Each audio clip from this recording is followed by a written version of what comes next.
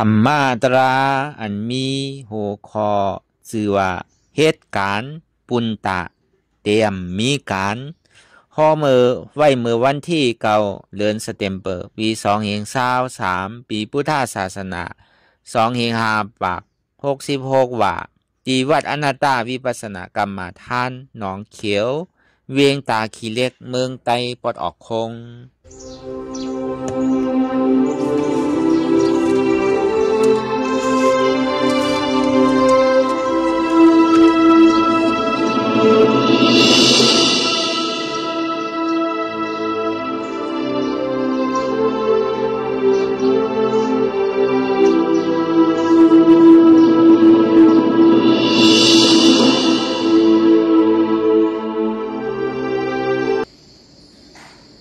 รายการนำอนัตตาวิปัสสนา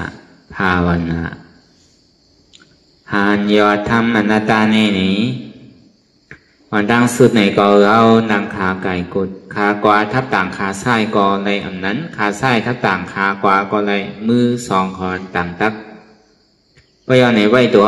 ซื่ออย่ามีเคียงนะอย่ามีหย่อนยานนะพยาในเฮียรับหูเนื้อเปิดหูยานปิญญารับตาเนื้อเปิดได้ญาณปิญญาอยากโดยที่มันน้อวิญญาณถ้าใจเดียนผู้นั้นอันใดเสียนั้นในที่มันพูดปอกเกิดขึ้นเป็นมานั้นคือเขาหมอวางเป็นอนัตตาใน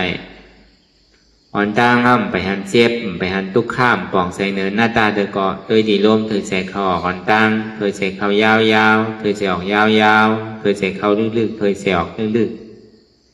เขาเกิดออกตายเขาเป็นออกลูกปองเกิดแวบตายในอัมเสวาตัวหลอกหลายแล้วมีหยานตั้งหันจือใจหยานตั้งวนจือใจหันสะพอดิมันนำอุบเปิงเลยเอาตั้งแต่จิโกต่อไปดินเนี่ยมีอะไรพองนะที่ว่าเป็นเฮามีเฮาที่ว่าเฮาเปิงพองอ้ำซี่สั่งไรเนี่ยตั้งแต่ป้นปีป้นเดือนป้นวันมาต่อถึงมือเหลียวเท่ามาอยู่ติ๊กมีหูกอหนกมีตากอมัวมีเขียวกอวางมีเนื้อมีหนังกอเหี่ยวลูกหยับนางหยับไปหยับลูกกอข้างนางกอข้างกว่ากอข้างมาอะไรก็เหมือนเก่าเพราะนั้นเนี่ยมันเกิงอยู่กูมือกูข้าวยามมันดองอยู่กูมือกูข้าวยามมันสามตัวของกูมือกูข้าวยามเนี่ย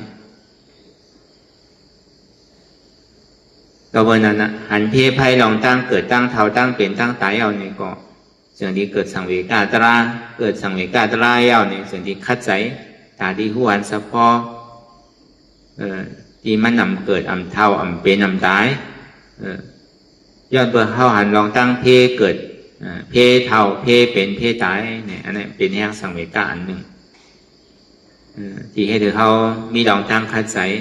ตาที่สืบจางตรากว่านั้นโอ้ตาที่ไรเกิดไรเท่าไรเป็นไรตายในพระเป็นเจ้าก็เป็นไรเบอร์มีสังเวกาตราลองตั้งเกิดตั้งเท่าตั้งเป็นตั้งตายเดสองดีกว่าหาตราเดียนเกิดอำเท่าอำเป็นอำตายหามายาวในสัมมาสั่งสอนในข้าวตั้ง40 ภาวะลุ่มต่อถึงพระเป็นเจ้านี่ปานกว่าควรมายาว2-5 ปาก67 ว่าแน่เนี่ยก็ยังขึ้นกราบขึ้นปานอยู่เสียตราพระเป็นเจ้าเนี่ยไปตกรุ่นไปตกลาตกรุ่นถึงขึ้นกราบขึ้นปานไว้อยู่เสียเพราะว่ามันเป็นเศษสาตราเลยอันว่ามันดีตกกราบตกรุ่นเนี่ยมีมันขึ้นกราบอยู่เสียเพราะว่ามันเป็นเศษสาที่มันอยู่ในยุคนำคันธาของวิเนี่ยสัตวะทั้งหมดทั้งเสียงมันอยู่ในตัวในใจเฮากูก็อัมวาเล็กอัมวาหนุ่มอัมวาเท่าอัมวาเครืออัมวาก้นยิงก้นใจอัมวาก้นปีก้นยอมอัมวาก้นเฮิรนอัมวาเมฆาวุ้นเจ้าเพราะว่ามันเป็นเศษสาตราอยู่ยาวในซึ้งมันก็ถึงหู้อะไรของกูกันกูก็แล้วก็นั้นเราตั้งห้องอาสังเวกาตรานั่นโอ้ไพ่เราตั้งเกิดตั้งเท่าตั้งเป็นตั้งตายพอยังตื่นดีมีลองตั้งเกิดตั้งเท่าตั้งเป็นตั้งตายของที่ติ๊กไหนเนี่ยติมป่นอะไรตั้งทุกข้าเนี่ยตื่นดีอะไรทุกข้าจริงๆก็นั่นในพระเป็นเจ้าหาไม่เอาเนี่ยสั่งสอนไว้ดีลิงงามๆเยาในอริยเชษจะอันหมานเมียนซื่อใจของมีอยู่เองการลักษณะ4 เบิ้งเนี่ยการเดียนเท่าใดมาเกิดมาเท่ามาเป็นมาตายเนี่ยมันเป็นผลอาโจของทุกข้ามันใจเป็นเหตุหาหมอจองมัน มันเกิดมาเยาในอำเภอเกิดพืชก่อนแรก็มว่าอะไรถึงนี้มันเท่ามาใหญ่เป็นเนี่ยเท่าได้แร่เนี่ยเอายาสังกินเอาสังเฮ็ดเมี้ยวไหนก็ถึงตีเท่านี้เองอย่าไปตายแน่ในก็มว่าอะไรอย่าไปผาดกันแน่ในก็มว่าอะไรเพราะว่าทางหลักเพราะเหตุทางมาจ้องมันเนี่ยมันมีที่การเกิดเท่าเป็นตายอันในลองตั้งการเกิดเท่าเป็นตายเนี่ยมันเป็นทุกข้าเสียจากมันเป็นผลของทุกข้าเป็นอาโจทุกข้าผลของทุกข้าเพราะนั้นมันกัดรับดีผลอาโจมันนี่ดีกว่ามันเย่าอีกบอกคนในโลกโลกาเนี่ยมันสำรับดีนั่นน่ะเป็นว่าเท่าหาจอดบ้านจอดเมืองจอดเวียงทางกับกูดีกูตั้งยามเท่านั้นนั่นเรียกว่าดินเท่านั้นให้ดูกูเจอกูลองเมื่อการให้อยู่ปานตายก็ต่อถึงมือเดียวมันก็ยังตึกเท่ากันอยู่ที่กันน่ะอันวันหนุ่มมาเนี่ยมีบางปอกเล่นนาได้หนุ่มตัวเนี่ยมันพอเหี่ยวหมดแล้วน่ะอย่างว่ามันโผล่มันปังมามันเหมือนเก่าด้วยมันมียาถ้าดีให้เดินหนุ่มขึ้นมาอะไรนั่น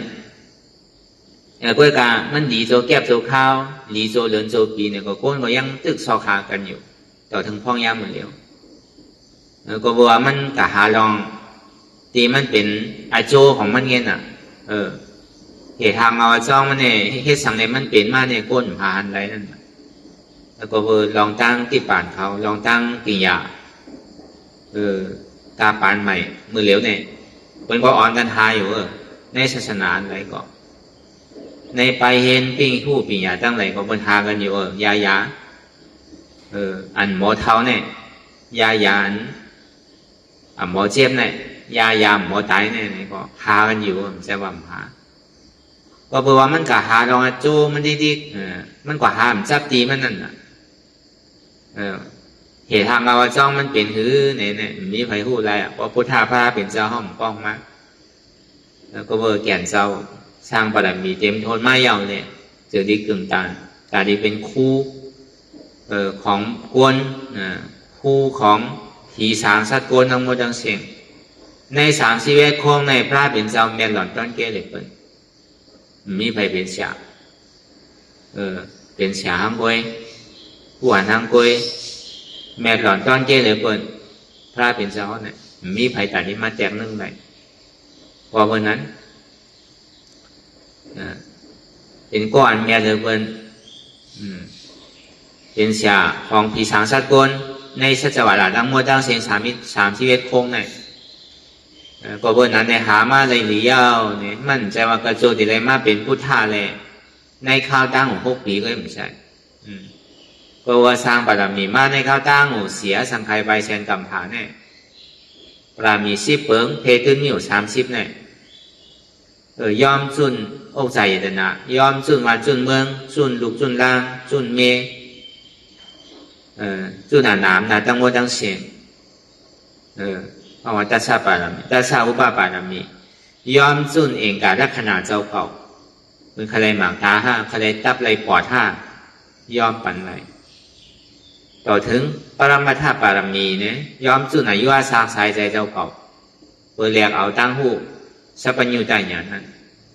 เปิดแหลกเอาคือปารามีเพราะเต็มคนนั้นในข้าวตั้งอยู่เสียสังขารไปแสนกำผาไรจุนอาตานอกนะก็ดีว่าในข้าวตั้งหูเสียสังขารไปแสนกำผาอันจุนอาตานในข้าวตั้งหู6 ปีย่อม2 เดือนจึงได้ขึ้นมาเป็นพุทธาภาเป็นเจ้าอย่าดีเด้ตั้งโมตั้งเสียงในมันเป็นอริยเสียจ่าดีมันหมันแม่หรือเบอร์ในมีอยู่4 เบอร์ในเมื่อปอกเมื่อกูปอกมันหู้นั่นทางว่ามันเป็นมันเกิดนี่มันดุตีไหลเท่านี่มันดุตีไหลเจ็บไหมไข่หนาวนี่มันดุตีไหลตายนี่มันดุตีไหลซ้ำตีลาบตีไหลนั่นก็เลยพอติ่มเกิดเท่าเป็นไข่เนี่ยกูบอกเลยมันห้ามชับทีมันนั่นถ้าเป็นเจ้าดีเจเนี่ยเหตุทางเราจ้องมันเนี่ยมันใจว่ามีดีการเกิดเท่าเป็นตายรู้เนี่ยลองตั้งการเกิดเท่าเป็นตายในลองตั้งทบญาในลองตั้งมีลองตั้งขันเนี่ยแล้วก็เบื่อในตั้งพึ่งตั้งโมตั้งเสียงเนี่ยมันเป็นผลอันโซ่ของทุกข้าวไง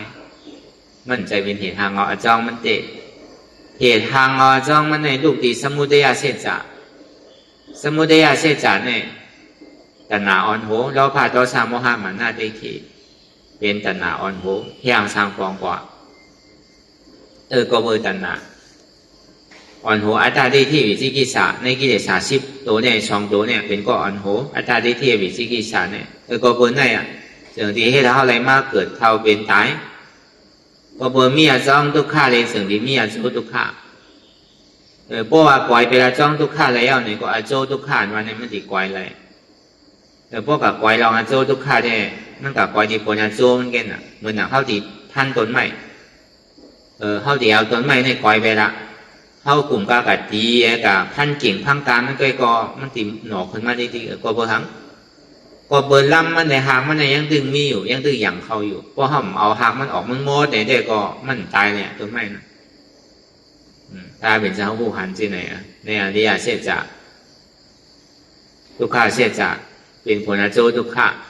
สมุทัยเสจจะในเหตุทางเขาจ้องที่เหตุคืออะไรเกิดเท่าเป็นตายมันลูกดีตันนะความอยากอะไรเหตุเป็นลูกที่อัตตาได้ที่วิจิกิจฉา2ตัวในอ่อนโหดโทนะในกิเลส30เปิงเนี่ยก็ได้ผลอาโจสุขานวันนั้นนู้มันมีอยู่5เนี่ยมีอยู่เนี่ยนะที่อันนำเกิดอันเท่าอันเป็นอันตายนั่นเนี่ยถ้าเป็นเช้าก็จะดีชอกหามานั่นน่ะ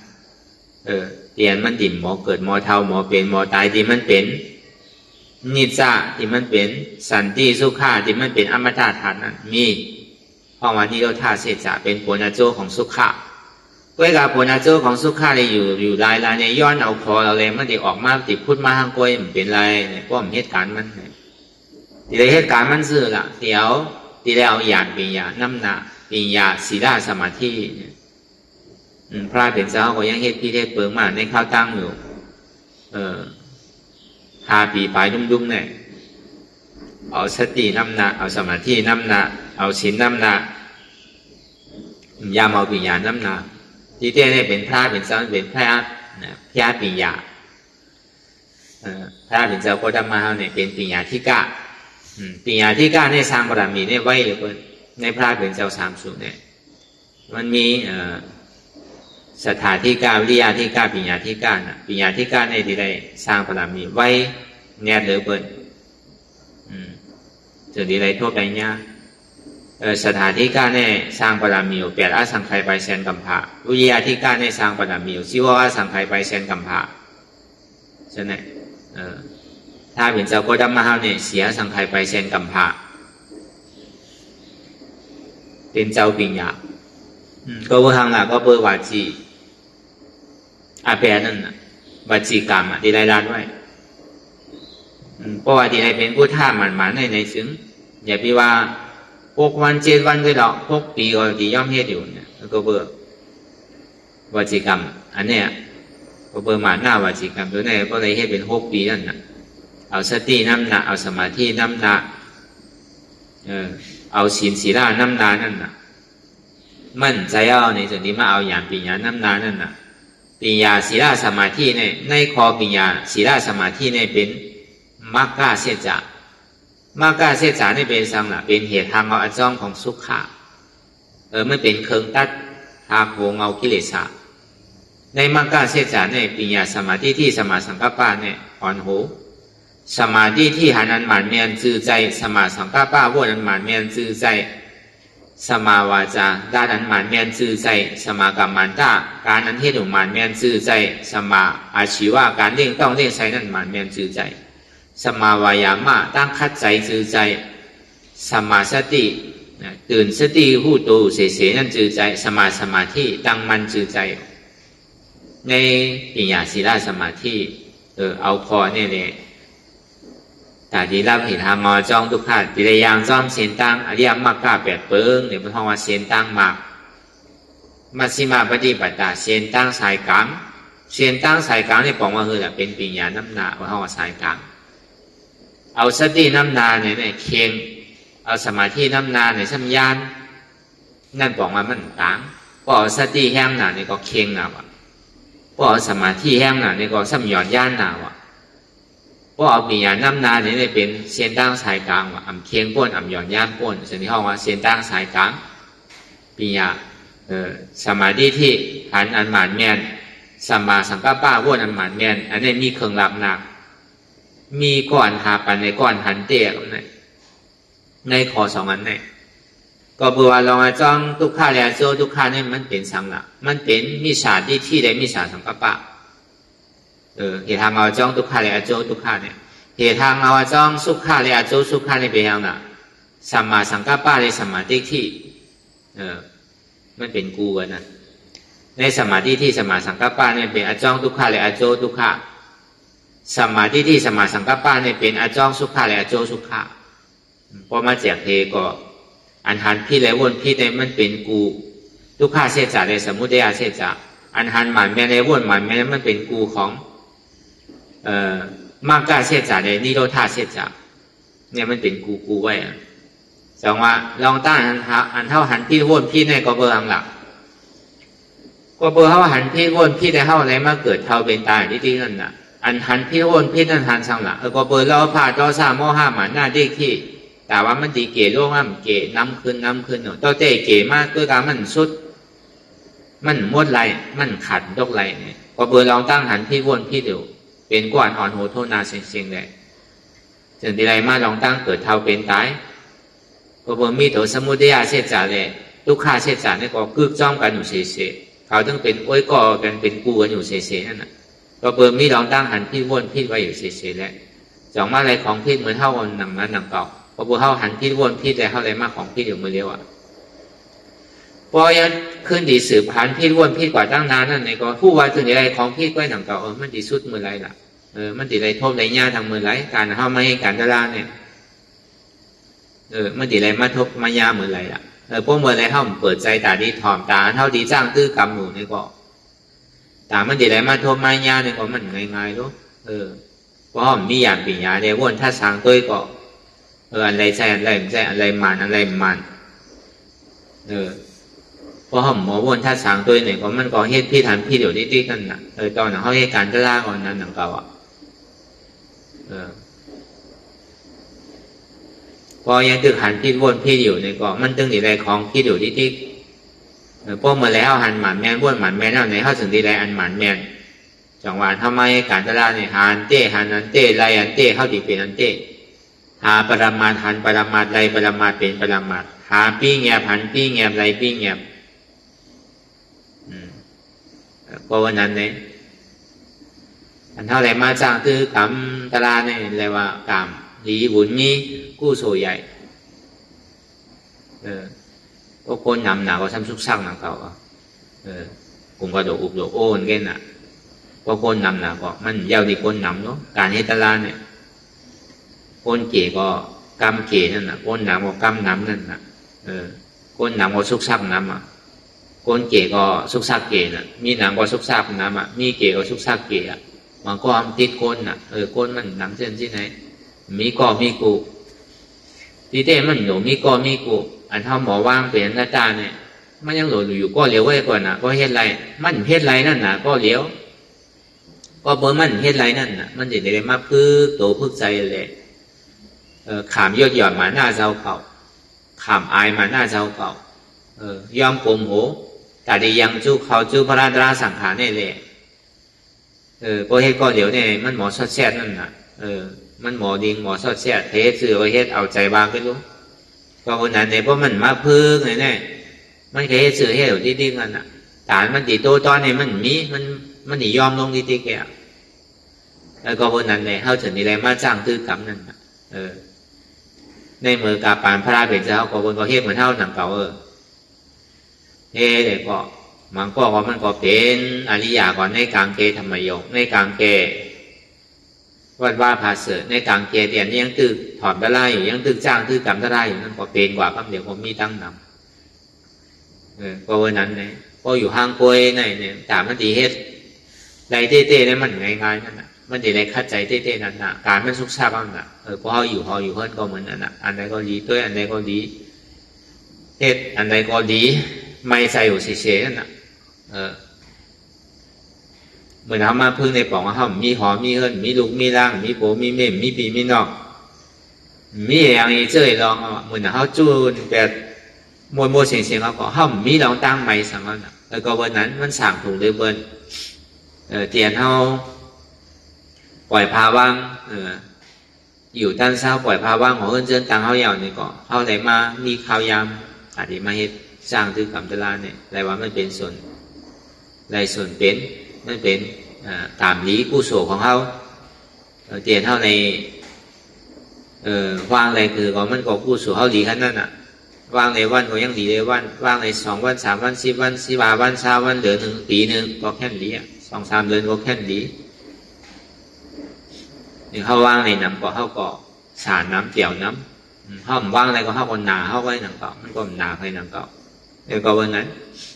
การให้การตลาดเนี่ยมันเป็นการบุญดาตาที่ว่างของนัก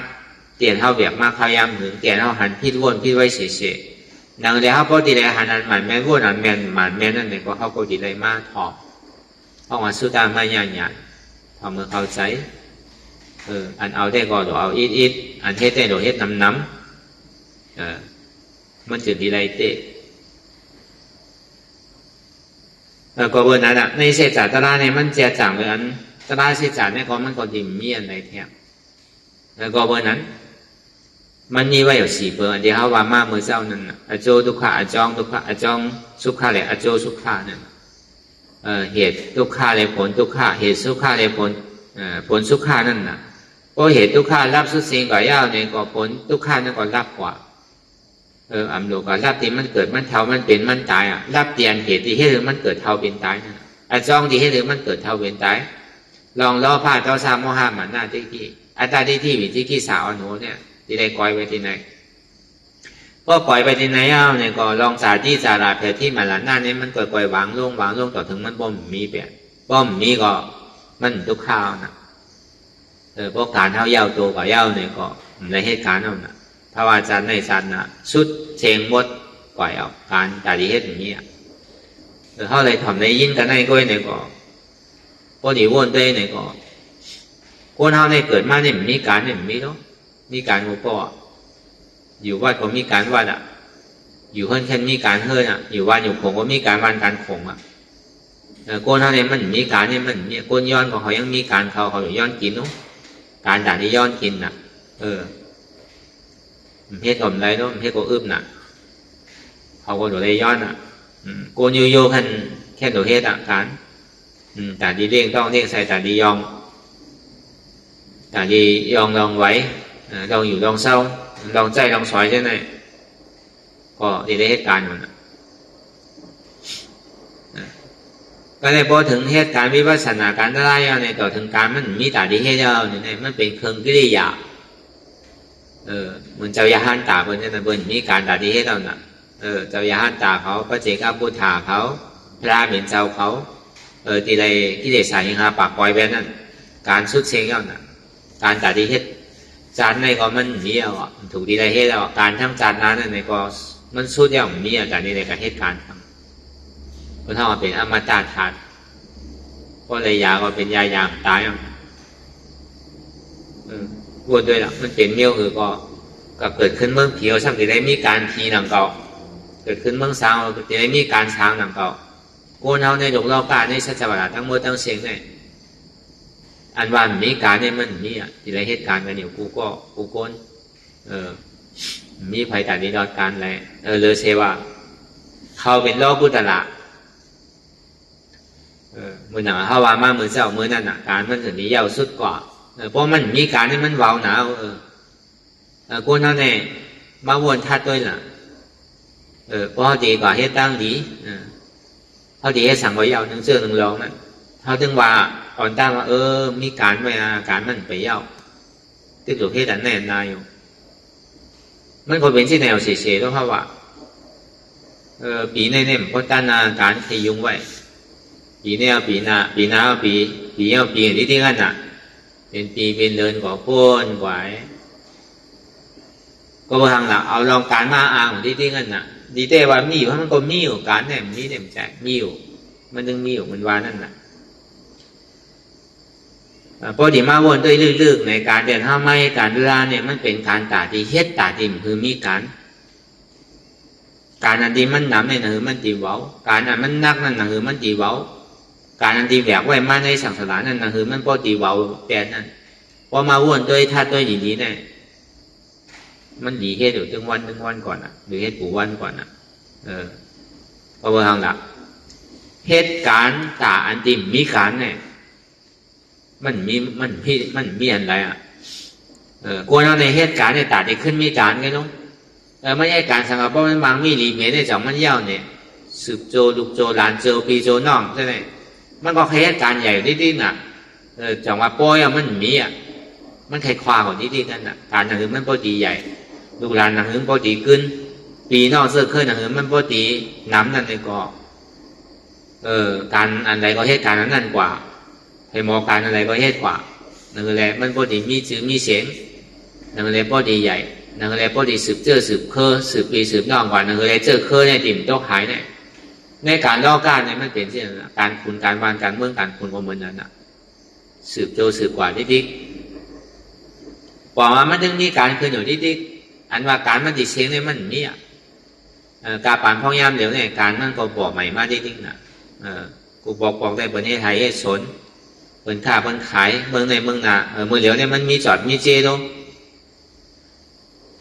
มีอะไรก็มีจอดมีเจอ่ะมันใจว่าลองเฮ็ดไทยเฮ็ดสวนลองเอียงไปอ่ะของกินของว่าของใจของชอยว่ามันก็นำขึ้นมาอันขึ้นกาวขึ้นปานเนี่ยก็มันก็นำขึ้นมาการเมี่ยวหือก็มันใจว่าดีเก๋โล่งอ่ะกูว่าในการมันก็นำมาก้นก็นำมาลองใจลองชอยก็เปิงมาเหมือนเก่าก็เพราะนั้นการต่างๆมันดีเย่าห้าดีสุดดีเชียงห้าเนี่ยมันตึงหันทางมันลานั่นน่ะในหลวงรองการเนี่ยปกติก็เอาว่าในพระเป็นเจ้าว่ามันนั่ง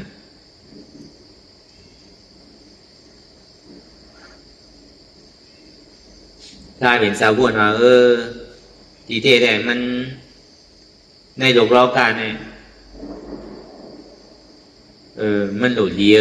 มันหลุดในมีรองตั้งมุ่นเม่สุกสักกัน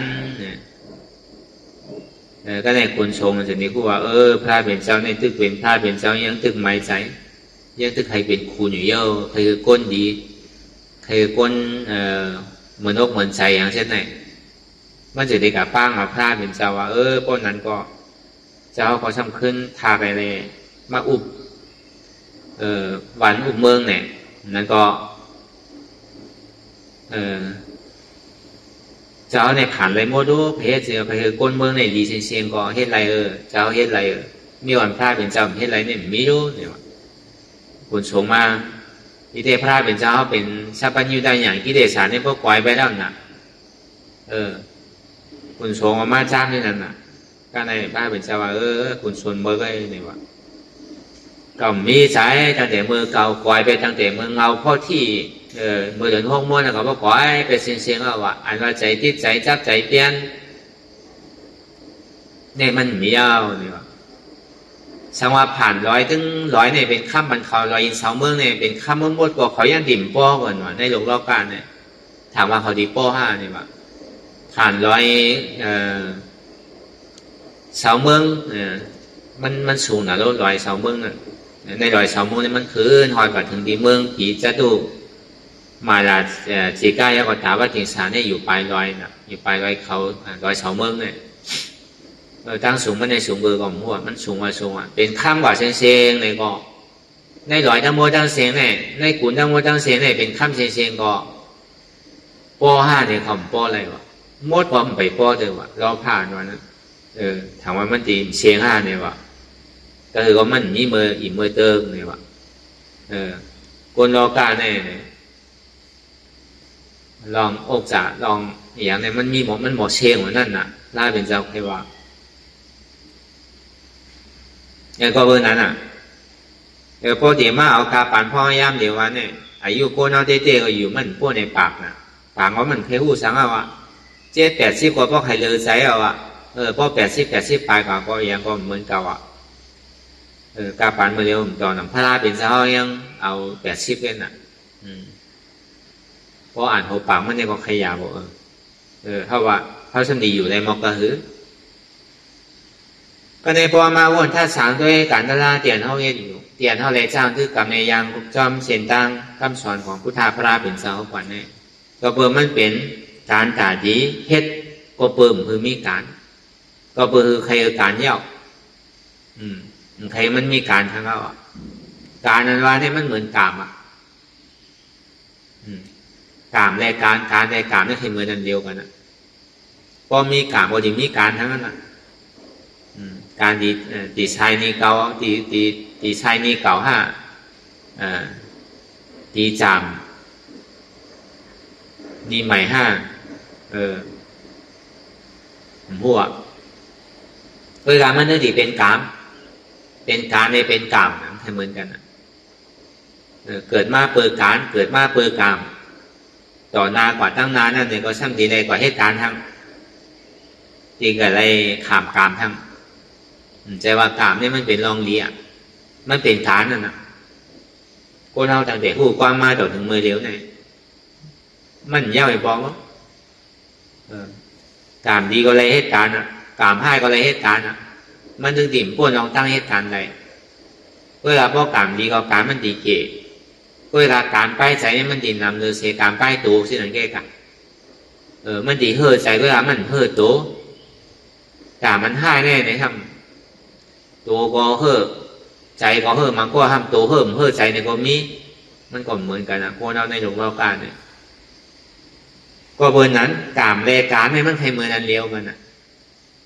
เอาตั้งแต่เท่ากว้างมาเหมือนเดียวเนี่ยการนั้นว่านี่มันเย้าอีบองอ่ะตอนนี้เราถึงท้ายก็ไปเย้าทุกการนั้นว่านะแต่พอดีว่าเต้ๆนี่มันเป็นการตัดดีใส่ต้องใส่การตัดดีมามีรีเป็นการตัดดีมีชื่อมีเสียงการตัดดีอยู่เอาอาศักหลอดกว่าวันเมื่อไหร่เมื่อนั่นกว่าการตัดดีสืบสืบตัดดีคือลุกลังขึ้นใหญ่ใหม่สูงมาก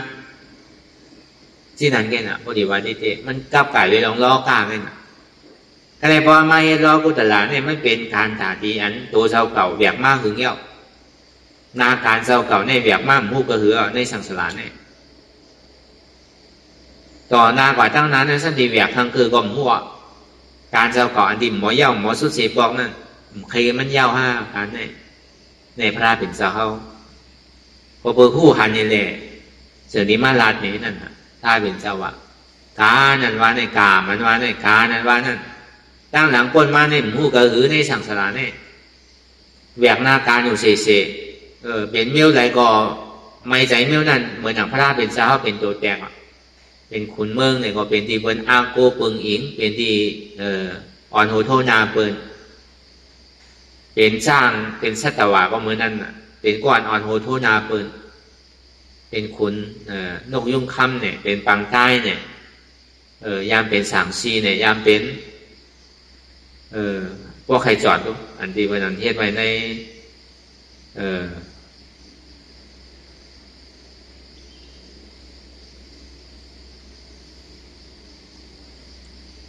จัดต่อพระเป็นเจ้านั่นประเทศไว้ใน36เมืองหลวงมันมีอยู่พระเป็นเจ้าเปลี่ยนมาค่อยๆเป็นสร้างเป็นมากเป็นนกยุ่งไปหางเจ้านั้นมีอยู่แล้ว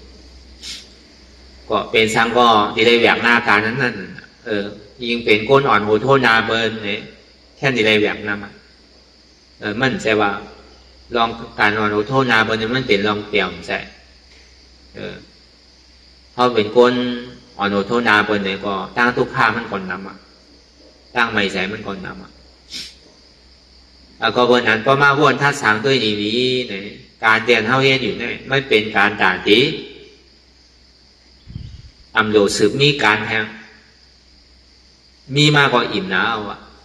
พอเขาพูดอะไรเนี่ยเขาแค่กินข้าวป้มลุ่งคออันที่เขาอะไรเปลี่ยนมาอันที่เขาอะไรเฮ็ดมาน่ะการเมืองตู้จะเลิกอันเท่าไรตกอันนั้นที่เขาว่าหึงเอาง่ายๆตอนนั้นเขาโหกว่ามาต่อถึงมือเดียวในการให้ถูกสีให้ถูกวันนู้กามไหลมือนั่นกามให้ก็เลยทุกข้านำหนาต่อถึงก็ทุกข้านนำก็ซ้ำสุขข้าก็มันเป็นกามดีมากมันก็ทำเกิดมากกว่ากามลี้ต่อถึงมือเดียวก็ยังตึกกามลี้อยู่เมื่อกับพอมาวนท่าต้อยเนี่ยก็มันยังไปป้นการเตอถึงมากามดีอยู่กามให้อยู่เสียด้าก็มันก็ยังตึกที่ได้เหตุการณ์อยู่ป้นการเตอก็เบอร์นั้นสืบกว่าตั้งนานนั่นในก็เย้าห้าการนั้นว่าเนี่ยมันเย้าเพราะเป็นที่ไหนได้เกิดมาในทวารหนึ่งจัดเนี่ยใครซ้ำสามใครป้วนหน้าหนองตั้งทุกข้ามใครป้วนหน้านาการนั้นว่านั้น เหตุการณ์ตาติมคือมีการเนี่ยพอมาวนท่าสางตัวเนี่ยมันมีในศาสนาพุทธพระเป็นเจ้าด้วยนะเหตุการณ์ตาที่อันมีการแห่งการตั้งนาก็ติมสืบมีทางการปัจจุบันก็ติมสืบมีแทงป้อมมีการในก็ปองว่าการในกามก็เหมือนกันนั่นอันที่เขาว่ามามือเศร้านะคุณตาที่รับกามแบบกู้โศกามกู้โศกามกู้โศกามก็ใช่กู้โศกามก็ไม่ใช่นะกามขาวล้ำกามขาวกามล้ำนั่นนะกามเนี่ยก็ซ้ำปองมากขึ้นซ้ำเป็นการหนังก็การนำลีนั่นนะการเมืองเหตุการณ์นำลีนั่นเพราะว่ากามล้ำเหตุการณ์นี้นั่นเพราะว่ากามเผิกกามขาวกามขาวก็เหตุกามล้ำนั่นก็เหตุเป็นห้องว่าเหตุกามเหตุสมถะอันนั้นมันขึ้นสร้างสูงเลยเสการตาหน้าศีลานั่นนะกามล้ำนั่นเหตุการอากุโสตุจะเลิกกายตุจะเลิกสามปฏิตุจะเลิกสี่มโนตุจะเลิกสามห้องว่าบัวดำลีลาดำลีให้ดำลีในตุจะเลิกสิบเปิงเนี่ยในห้องว่ากามล้ำก็ได้กามขาวกายสุจริตสามวจีสุจริตสี่มโนสุจริตสามบัวนองลีลาลองลีให้ลองลีอันนี้ห้องว่าเป็นกามเพิกก็ได้ซ้ำกามขาวล้ำให้การสมถะกับที่เจ้ากรรมในดงลอกาเหมือนเจ้ายาเสียหันเปิ่นเขาเถินเข้าป่ามีลูกมีเมเข้าไปอยู่จ้ำจ้างจ้ำเถินจ้ำป่ากินทุกไม้หัวมันหลวงมากล้ามากขายเชิงเปิ่นตีเก๋ชุดมันในกองกินทุกไม้หัวมันไงกินเนื้อกินปลาอยู่จ้ำเถินจ้ำช่างในพูดกินหมักไม้หัวมันเฮ็ดที่ไหนกว่าอยู่ในศีล5 ศีล 8อยู่ในเจริญพรหมวิหาร4เมตตากรุณามุทิตาอุเบกขาใช่ไหมก้าวไก่ได้ลองโกนเฮินก้าวไก่ได้ลองฐานหน้าเวลาก้าวไก่ได้ลองศีลาเลสมาธิอันนี้พอห้องกามคำล้ำเวลามันก็ยังตึกเป็นการแต่ดีให้อยู่นั่นก็มันสุดการนะเพราะเมื่อไรยังตึกจ้องตามก็ยังตึกมีการอยู่ก็ว่าการนั้นให้การล่าเนี่ยมันอยู่เหนือกามทั้งเสียงจ้อมาว่ากามตัดแบบเสียงอธิการาพ้นมาในสังอนาการอันดีถึงนั่นในสังปัจจุบันพ้องยามเดียวนั่นในสังดองตั้งหลังก็ตัดแบบดองตั้งนาอันดีถึงนั่นก็ตัดแบบดองพ้องยามปัจจุบันเมื่อเดียวในก็ตัดแบบว่าลองตั้งหลังในอธิการาพ้นมาในสังอนาการอันดีถึงนั่นในสังปัจจุบันพ้องยามเดียว3 ตัว3 อันนี่ก็ตัดแบบจังว่ามันตัดการแบบมันตัดการแบบเพราะว่าตัดการแบบตัดการแบบแล้วก็การมันจะดีเย้าเพราะการมันสุดสิ่งเก่งเย้าเนี่ยก็มันมีการตัดที่ให้ทางเอาเลยเสว่ามันเป็นเพิงกิริยา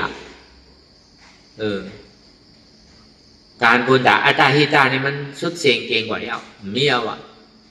กล้วยการปราหิตาเนี่ยก็มันก็มีผลพรสื่อเหตุกว่าอยู่จ้อมกามติดกามอยู่จ้อมกามมันอยู่เนื้อกามมันจ้อมกาม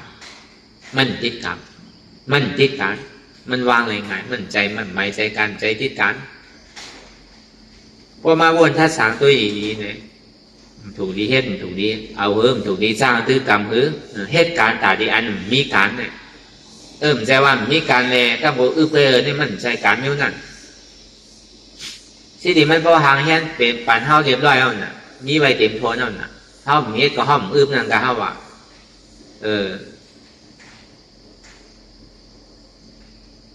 แต่พอเป็นโกนเนี่ยก็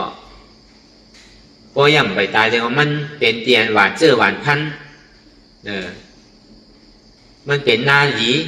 มันเป็นดินหลีแต่ที่หวานเจอหวานพันถึงพวกขึ้นใหญ่ไม่สูงไรลองตั้งแต่หน้าศีลาสมาธิลองตั้งเตียนปัจจัย4 เปิง4 ป้าลองตั้งอันเปิลและมาใจแถมในศาสนาพุทธภาพพระเป็นเจ้าจะว่าเปิลมันดูตานเจอมันดีในตานตัวมันถึงเถิก าพตั้งอยู่ก็บอกว่ามันเป็นหน้าหลีอ่ะพอดีว่าพอเอาลองตั้งแตกนึงถึงตังthực ภาพตั้งดูอันถุงนี้มันทิศนั่นน่ะโหนวนโหนสังกมันทิศนั่นน่ะก็ในพระวาจาตั้งนามาเนี่ยก็มันมีไว้เรียบร้อยแล้วว่ามันมีการตัดที่เฮ็ดแทงกามมันสุดเสียงเกณฑ์ไก่แล้วมีกามตัดที่ออกมาทางแล้วมันอยู่เหนือกามมันตัดกามแปดแต่นาโตขาดแปดกามสุดเสียงแปดแต่อยู่ที่มันเป็นนิสาสันติสุขามมาตาถาดมีแต่ที่ไหนมาเกิดเมืองผีเมืองกลพอมันสุดการสุดกรรมกล้วยกรรมมันมีอยู่สองเปิงอ่ะเทศรายการมันดีเกศที่มีทางหมอกลายปอกลายจัดอันนี้ก็มีอยู่นำเปล่ากรรมมันนำสุดถึงเสียงไอ้ปองนั่นมันเป็นกรรมของผู้ดูชนะการล้อกี่ล้อการนี่มันสุดถึงเสียง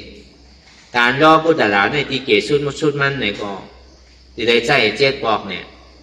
ที่ได้ใจเจ็ดจัดเนี่ยนั่นก็ที่ได้ใจสามจัดเนี่ยนั่นก็ที่ได้ใจหนึ่งจัดเนี่ยอันนั้นก็มีเอาอะแต่ที่ใจแทนมันก็มีไว้เป็นจันเป็นทานกล้วยกาชื่อก็กามันดีสุดเพราะถึงเมื่อยาวสุดเสียงกว่าในภาวะเจ็ดปอกเจ็ดจัดที่เกศสุดมันในการเรียนเขาเฮ็ดนั่นก็เขาว่าเขาสุดเลยในภาวะจัดในเนี่ยก็ทางหัวเจ็ดปอกเจ็ดจัดนั้นมันดีสุดเขาคือมันได้ต่างเพราะข้าใจอะไรสื่อให้กว่าทางในก็ทางสามจัดข้าใจสื่อให้กว่าได้ดีในก็ทางหนึ่งจัดข้าใจถึงมันก็ยาวตัวกันมือพระว่างไปตายด้วยไหนถึงพอเฮ็ดเตเฮ็ดนั่นน่ะเฮ็ดถึงดียอทอดีปลายมากเนี่ยก็ถึงมันพอการมันสุดเสียเอามีเอาการด่าได้สื่อให้ทางมันพวกนี้เลยเสียกู้โสอากู้โสใช่ไหมว่ามันอยู่เหนืออากู้โสกู้โสเซนเลยเสียฮอดป่าดีนี่ป่าดีก็เย็นไงเลยเสียเมื่อยังตึกมีตัวมีเป็นอยู่นั่นห้องว่าซาอุปาทิเสสานิพพานถึงดีลากขันธาก็ย่อในห้องอนุปาทิเสสานิพพานอย่างนี้มันถึงที่สุดการสองว่าอันเท่าไม่การจะล่างพองย่ำอยู่เนี่ยพอวนใครใส่ด้วยหลีวนท่าด้วยหลีเหตุการณ์ปนตาดีมีการกล้วยการตั้งหลังปนมาเข้าเหตุการณ์ในปูนตาดีมีการปูนตาดีไรการปูนตาดีการนำขึ้นแต่เข้ากับเหตุการณ์ยังก็ย่อเหตุการณ์สร้างพอสีมือทางหลีเนี่ยก็พอดีใจเขาได้ทิ้งน่ะพอดีจางเขาได้ทิ้งน่ะก็พอใครเวนจางเขาใครมีนาการใหญ่ใครมีนาการนำเนี่ยแหละจะดีให้เข้มให้ดีการมันจะดีน้ำมันนะจะดีเข้าใจให้ดีนั่นนะนั่นก็การมันมอกขนาดเนี่ยพอใจอะไรเนี่ยพอใส่ต้องใส่ชบใส่ใช่เนี่ยมันก็ยากเด็กปีญาไพ่ปีญามันนั่นน่ะคนเราเนี่ยมันเหมือนกันเนาะปีญาตั้งหูก็มันเหมือนกันน่ะใจก็มันเหมือนกันน่ะมันก็ใจแก้มันก็ใจกว้างมันก็มีป้าปีญามันก็มีปีญามีแห้งไงนั่นก็จะให้เธอน่ะมันก็ให้วันไหนกลุ่มวันนั้นให้เมื่อไหร่ก็กลุ่มเมื่อนั้นเฮ็ดวันหนึ่งก็กินวันหนึ่งมันก็เฮ็ดวันหนึ่งห้ามกลุ่มวงหนึ่งมันก็เฮ็ดวันหนึ่งห้ามกลุ่มเดือนหนึ่งมันก็เฮ็ดวันหนึ่งห้ามกลุ่มเป็นปีมันก็อะไรวันหนึ่งห้ามกลุ่มต่อสู้ก็มีเพราะเวลาการในปีญามันเหมือนกันมันก็เฮ็ดกุนพ่อเจ้าเก่าเฮ็ดกว่าก็ป้นกว่าเฮ็ดวันไหนก็กลุ่มวันนั้นป้อมเฮ็ดวันก็อึบในมันก็ยาวแต่การผู้โสปีญาจอมทำอันที่พร้อมจอมทำควรปั่นแห้งนั่นจอมทำก็ความในโลกรอบกลางเนี่ยมันมีมือสุดมือเชียงพอดีวันเนี่ยตัวหรอกในโลกใดเมืองใดวันใดเมืองใดก็เป็นเหตุการณ์ถึงวันถึงเมืองโกนเฮาตัวหรอกเมืองเฮาเหตุการณ์เพราะอะไรเหมือนโลกเหมือนสายกว่าเหตุการณ์เมืองเปิดเมืองไทยเหมือนสายปลายกว่าเมืองอันขึ้นใหญ่ถึงเมืองไทยแห่งก็ปลายกว่าเมืองสิงคโปร์เนี่ยมาเลเซียเนี่ยอเมริกันเนี่ยเงินประทับใหญ่เนาะก็บอกใครมีนาการนำใครมีเงินนำวันเมืองไหนวันเมืองนั้นเข่งกันลองเฮ็ดลองเตะลองสร้างลอนขึ้นใหญ่ไม่สูงในวัตถุในรูปธรรมน่ะ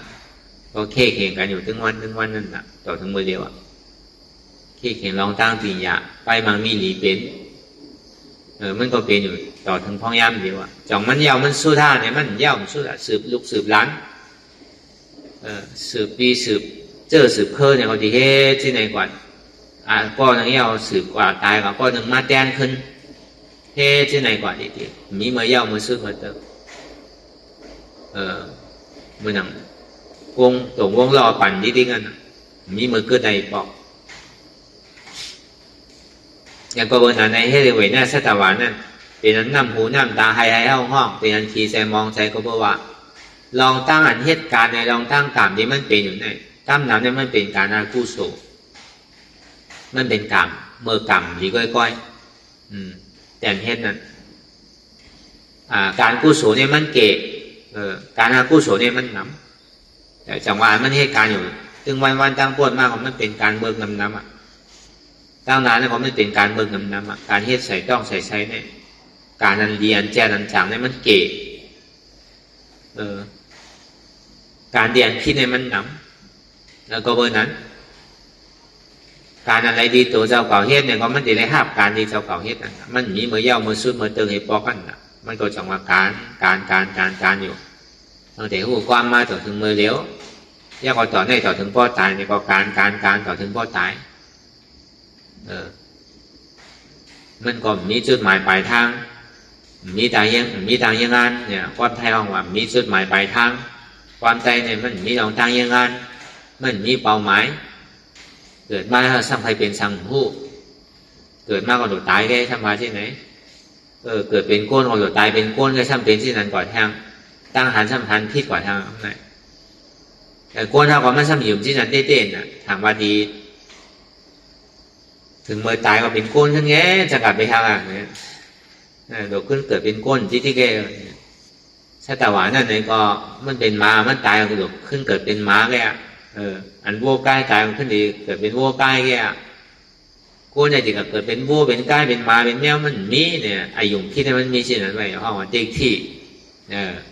มีชาติที่ตั้งหยุ่งพิษมันยังมีไว้อยู่นะคือจะพาไว้อยู่เสียตั้งหลังปนมาในหมู่เกินปัจจุบันก็ยังตึกเป็นที่นั่นอยู่อนาคตก็สักเป็นที่นั่นอยู่ก็วันนั้นในเข้าใจในเรื่องนี้เราตั้งสมัยที่สมัยสังกัปปะเราตั้งหันหมันแม่บ้วนหันหมันแม่เฮ็ดหลีไรหลีเฮ็ดให้เลยให้หวานเจอพันอะไรไว้ก่อนตีได้5 วันนั่นรอดก็ใครอยู่เนื้อกามป้วนเนื้อกามนั่นที่ได้ยอมหักเชื่อจากตราเดียมันพูดตัวเกิดขึ้นเป็นอยู่อย่าไปโกอย่าไปก้านอย่าไปข้านอย่าไปลืมอย่าไปอายอันเจ็บแก้นต้องจอดอันที่มันเป็นทุกข์ข้าเนี่ยอันมันเกิดเท่าเป็นตายเนี่ยที่เป็นทุกข์ข้าเนี่ยมันก็เป็นรองของมันก็เหตุการณ์ของมันกว่ามันก็ไม่ลองตั้งสืบเป็นสืบรู้ไว้แรกลายข่ายกว่าที่ห้อมโลกะวังคับมันห้อมโลกะคือมันเป็นเมลนั่นเมลไหนห้อมโลกะเอามันเป็นเจ้าเป็นของสาวหาเห็นหักเงาคือหันเหตุทางเราเนี่ยมันหยุ่มแย้มมักมันมาเป็นโหเกาขาเกามือเกาตัวเกาใจเกาอ่ำไข่เท่าอ่ำไข่เจ็บอ่ำไข่ตายอ่ำไข่ผ่ายานกันอันอ่ำไข่ผ่านั่นอันนั้นเป็นเกาก็เบอร์หยุ่มแย้มมักมันมาเป็นเกาก็อ่ำไข่ผ่าเกาอ่ำไข่เท่าเกาอ่ำไข่เป็นเกาอ่ำไข่ตายต่อย่ำไปไข่ตายเด้อเนี่ยก็เบอร์เกาอ่ำไข่ตายนั่นนะมันดีตายอยู่ก็มันสม่ำไข่ตายเด้ออันมันไข่ตายนั่นนะมันเป็นเหตุทางเราจ้องทุกข์ก็เพื่อมันหยุ่มย้ำมักมันมาเป็นตัวมันนั่นแหะมันจะได้เป็นเหตุทางเราจ้องทุกข์มันยอมทำยอมเป็นยอมตายใครเจ็บใครเสียมใครแม่ใครทุกข์ข้ามใครคานใจใครแก้นใครห้อนใครไม่สังใครแก้จะกินเย็นไว้ก็เพื่ออันใครนั่นน่ะอันใครนั่นน่ะเป็นอาจ้องทุกข์ว่าเอาใครออกก็มันมีอย่างว่าอันใครเป็นนั่นใครเป็นนั่นใครเป็นเมี้ยวในใครเป็นเมี้ยวในก็เพื่ออังก็เพื่ออาตาก็หยุ่มย้ำมากมันมาเป็นมันมีมันเป็นขันหาของมันนั่นน่ะเหตุทางเราเนี่ยแต่เดียวในออกในสัมนิเลยถือละสมาธิที่สมาสังกัปปะลองตั้งหันหมันเมียนวนหมันเมียนก็บอกว่าลองตั้งหันพิษวนพิษเนี่ยมันเหตุการณ์มาดีๆก็ทำมีหันเนี่ยหันตุข่าทำใจหูหัวตุข่าในอ่ำอู้เปิงไรอนัตตาทำมีหันเจ็บทำใจหูหัวเจ็บในอ่ำอู้เปิงพองมันแต่อนัตตาทำมีหันเจ็บแก้นต้องตอดเนตรสานสันไว้คมไต่ไม่กัดอ่อนแข็งจู้ตุ่มจับยายจิ้มหยาบเป็นดูทำใจหูหวนเจ็บแก้นต้องตอดเนตรสานสันไว้คมไต่ไม่กัดอ่อนแข็งจู้ตุ่มจับยายจิ้มหยาบนั่นเป็นอนัตตา ทำมีหันเกิดเท่าเป็นตายเป็นทุกข์ทำใจผู้ว่าอันเกิดเท่าเป็นตายนั่นอันผู้เปิ่งพองำเหนือมันไหลอนัตตาอันเกิดนั่นทำมีหันอันเกิดนั่นเป็นทุกข์อันเท่านั่นเป็นทุกข์อันเจ็บไม่ใครหนาวนั่นเป็นทุกข์อันตายนั่นเป็นทุกข์อันใดผ่านยานั่นเป็นทุกข์ทำมีหันทุกข์ทำใจผู้ว่าอันใครเกิดก็เกิดอันผู้เปิ่งไหลอนัตตาอันใครเท่าก็เท่าผู้เปิ่งไหลอนัตตาอันใครเจ็บก็เจ็บอันผู้เปิ่งไหลอนัตตาอันใครตายก็ตายอันผู้เปิ่งไหลอนัตตาอันใครผ่านยาในก็จะได้ผ่านยาอันผู้เปิ่งไหลอนัตตาอันใครทมยาในก็จะได้ทมยาอันผู้เปิ่งไหลอนัตตาเนี่ยบอกว่าทำมีหันเฉยๆทำใจผู้ว่ามันเป็นอนัตตาก็เบอหันจื่อแล้วมันจึงดีผู้ก็เบอผู้จื่อแล้วมันจึงดีหันอันนี้จังหวะคือมันเปลี่ยนเปลี่ยนกันทำมีหันเนี่ยมันใจว่าหันเจี๊ยบอันเดียวหันว่ามันใจหูเก่าใจขาเก่าใจมือเก่าใจตัวเก่าใจเก่าใจขันธ์ของเก่าทำใจผู้ว่าตัวในหัวในขาในมือในใจในเจี๊ยบในขันธ์ในมันใจของเก่ามันเป็นอนัตตาเก่าผู้เปิ่งพ่องมันในมันเป็นอนัตตาอันนี้คำว่าทำมีหันทำใจผู้อย่างมันก็มีสองตัวเนี่ยเดี๋ยวสองหาจริงๆมันก็ใจว่ามีอย่างน้ำเขาบอกเอาสองตัวเลยเอาอย่างปีอย่างลองตั้งหันหมันเมียนลองตั้งวนหมันเมียนพาหันเนวนในหาเนวนในดีๆในก็กำมือซื้อมาก็ตกแปะก็ตกแปะแล้วในก็เข้าว่าที่เป็นนิโรธาเสียจ่าอันนำเกิดเท่าเป็นตายนิโรธาเสียจ่าอันนำเกิดเท่าเป็นตายเพราะว่าปุญญาโจสุขานิโรธาเสียจ่านี่ป่าเนี่ยอันนำเกิดเท่าเป็นตายเข้ากับข้อที่นั่นนะปุญญาโจสุขะก็แปลว่าเหตุทางเราจ้องทุกขารับกว่าย่าปุญญาโจทุกขาเพราะมันก็รับกว่าย่าก็เหลือเสียปุญญาโจสุขะที่มันพูดบอกเกิดขึ้นมาน่ะนี่ก็เอาอย่างปีอย่างเขาวนยาวเข้ายาวหมึงถึงอย่าไปว่าไพ่ป้วนตีอย่าไปว่าเทิงป้วนตีเตียนเท่าหันเตียนเท่าวนเตียนเท่าวนเตียนเท่าหันนั่นถึงเพ่งเพ่งกันวนต่อถึงเจ็บนั่นป้อสุดกว่าวนต่อถึงทุกขาป้อสุดกว่าตัดต่อถึงอัตตาป้อโตพูดขาดกว่าอันใดที่มันพูดบอกเกิดขึ้นเป็นมานั่นคือเขาปอหมอวนวางแยบตัดเป็นอนัตตาสัพพอไหนสาธุสาธุสาธุ